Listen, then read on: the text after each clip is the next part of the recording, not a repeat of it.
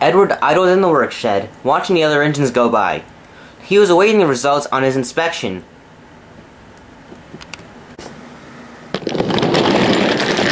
The fat controller went to see him.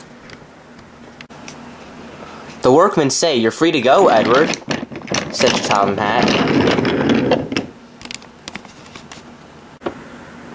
Edward was more than happy to leave the lonely work siting. "Now, Edward," said Topham Hatt, "I have something very special planned, but I need you to help me." "At the end of this week," said Sir Topham Hatt, "we'll be having an exhibition party."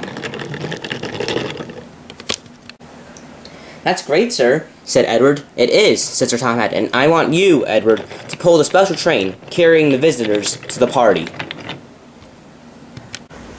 Edward was shocked. "Me, sir?" he said. "Wouldn't an engine like Gordon or Henry be more suited for the job?" Sir Topham Hatt thought for a moment.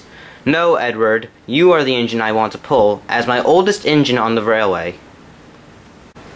"But, sir," said Edward, "Neil's also been on the railway as long as I have." "Yes," said Sir Topham Hatt. "However, Neil wasn't really, able to pull a train like this," he added.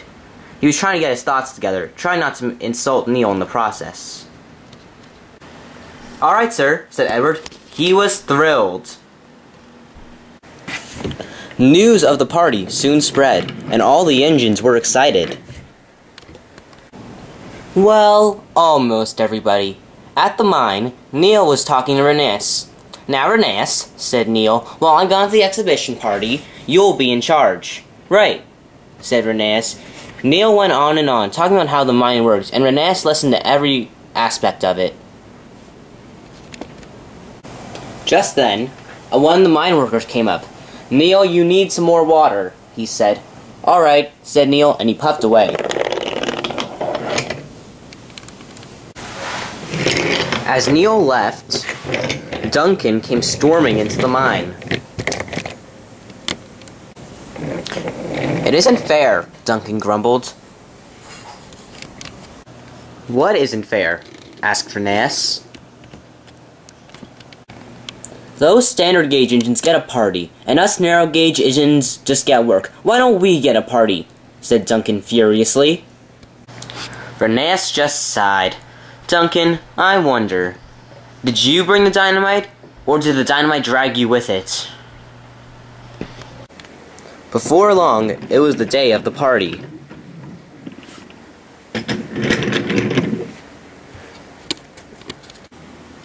The engines had to finish their last-minute jobs. And when they were finished, they were to come take their place at the party. Edward puffed into the station. There were many visitors there. "Climb aboard," said Edward, his blue paint gleaming in the sunlight. The guard blew his whistle, waved the green flag, and Edward was off. The ride was going smoothly until there was a loud clanking noise. Edward halted. The driver and fireman inspected him all over.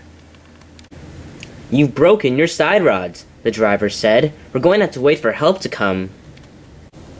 Edward was concerned. "How long will that be?" he asked his driver. "Who knows?" he sighed. "I believe all the other drivers and firemen have already went home because of the party." Just then, Neil arrived. He was also late to the party. Edward explained the situation. Said Neil. "I know, I'll help." "Wait," said Edward. The next thing Edward knew was that Neil was backing down onto him. "Are you sure this is gonna work?" asked Edward.